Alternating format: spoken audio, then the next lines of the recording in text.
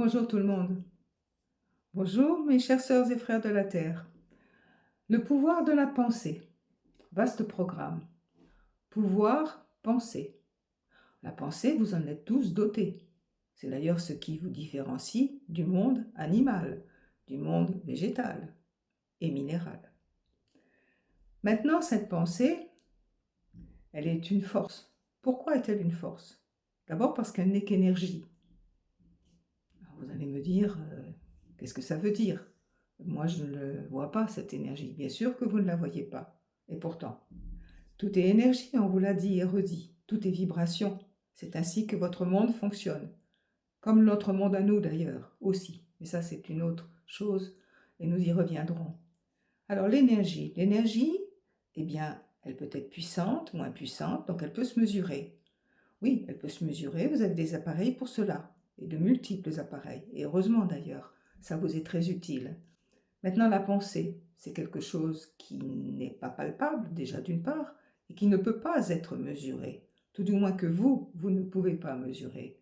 Mais pourtant, elle peut l'être, mais pas encore avec les outils dont vous disposez, bien que vous commencez à approcher un petit peu à cette façon de mesurer, ou cette possibilité plutôt de mesurer la pensée, c'est-à-dire son énergie, son poids si vous voulez. Ce n'est pas comme ça qu'il faudrait s'exprimer, mais les mots sont plus faciles pour vous d'entendre ce que j'essaie de vous faire comprendre. Comme dans une balance, vous avez des poids, eh bien, les pensées que vous émettez sont une sorte de forme de poids. Certaines pensées qui sont de très belles vibrations, de très hautes vibrations, comme celle de l'amour, toutes celles qui concernent l'amour, vont mettre un poids important dans la balance. Maintenant, si vous avez une pensée de haine, de violence, de ressentiment, de frustration, le poids de cette pensée va hélas faire pencher le poids de la balance. Et au lieu d'avoir donc une balance équilibrée, vous aurez une balance qui sera tout à fait désorientée et déséquilibrée. Les pensées, quant à elles, et vous en produisez un nombre considérable chaque jour, et vous ne pouvez pas vous empêcher de penser. Ce n'est pas possible. C'est ainsi que vous fonctionnez.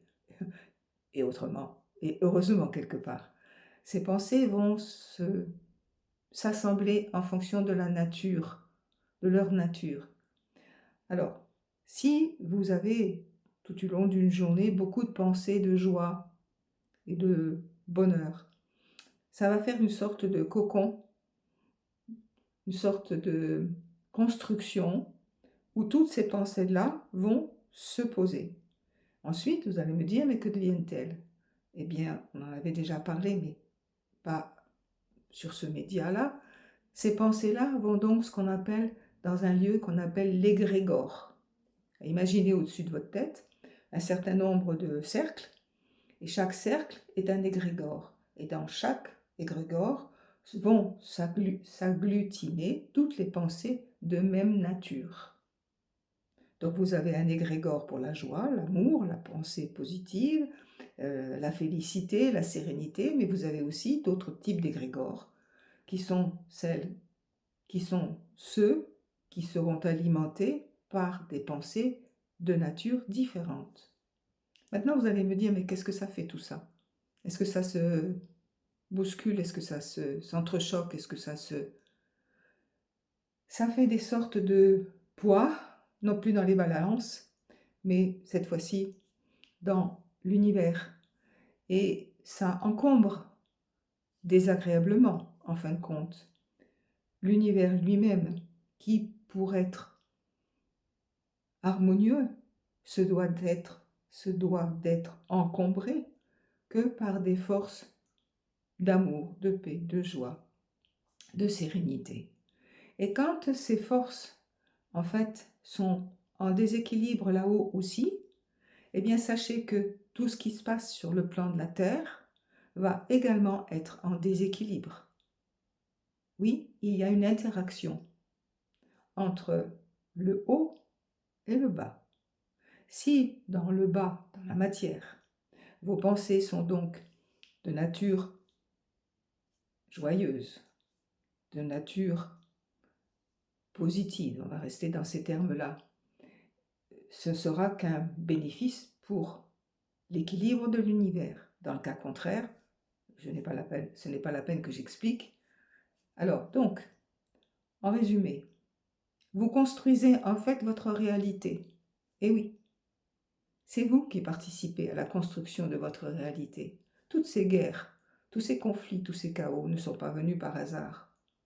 Il y a bien eu des causes.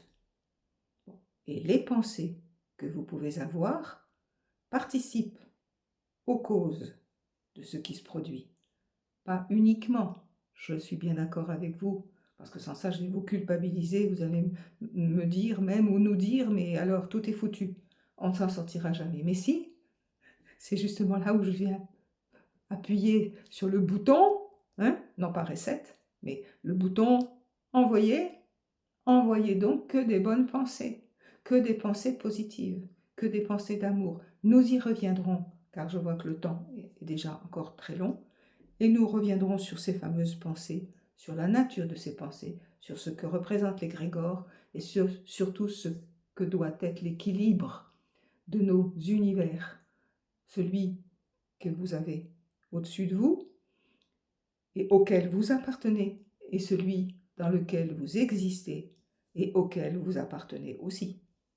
Voilà mes chers frères et sœurs de la Terre, le moment de vous quitter avec des bonnes pensées, des pensées d'amour, bien sûr, car vous êtes tous aimés, et vous êtes tous aimés de la même façon. Merci Martine, à très vite.